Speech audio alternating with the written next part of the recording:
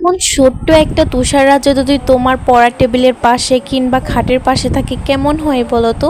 Hello, আমি ফাতেমা। আমি তোমাদেরকে আজকে ইউনিক কিছু দেখাবো যা তোমরা কখনোই দেখো নাই। চলো লেটস স্টার্ট। আমি প্রথমেই এখানে কিছু লাঠি এমন বালিশের ভিতরে থাকা রুই আর একটু ছোট্ট মিনি সাইজের বাতি ব্যবহার করেছি, যা তোমরা সহজেই তোমাদের হাতের কাছে পেয়ে যাবা।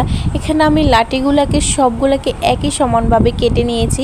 একটা বক্সের চারপাশে আমি এটাকে নিয়ে নিচের ফ্লোরটা বানিয়ে নিয়েছি। এই দোনো পাশে একই সমানভাবে দুটো লাঠি কেটে নিয়ে এটাকে আটকে দিয়েছি। এখানে আমি বড় একটা টিস্যুকে মুড়ে নিয়েছি অ্যান্ড এর চারপাশে আমি মাস্কিং টেপ ইউজ করেছি, যার উপরে আমি বাতিটা অ্যাটাচ করে দিয়েছি। এই বাতিগুলো কিন্তু তোমরা দারাজে খুবই কম প্রাইসে পেয়ে যাবা। তো এখানে আমি কিছু রুই ব্যবহার করেছি। এটার চাইলে মিনি প্যারাশুট বা তুষার রাজ্য বলা যাবে। আসলে এটা এত আইসুদিন লুক দিছে যা বলার বাইরে। তো কেমন হয়েছে অবশ্যই কমেন্টে জানাবা। আল্লাহ হাফেজ।